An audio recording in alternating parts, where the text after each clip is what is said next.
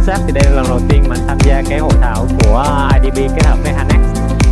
Chương trình này rất là hay luôn. Cảm nhận của anh là sau cái chương trình này thì anh có biết thêm rất nhiều thông tin về IELTS, đặc biệt là cái kỹ năng viết để mà đóng góp cho quá trình học tập mà tiếng Anh nói chung của học sinh luôn.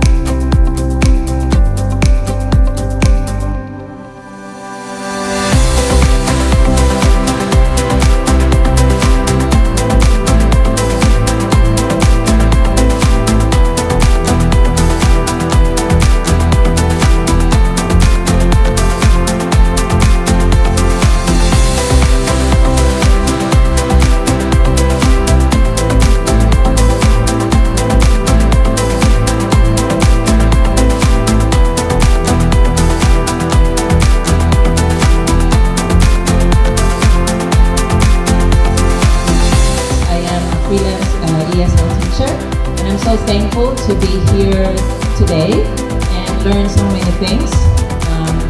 I hope I can also impart what I've learned today to my students.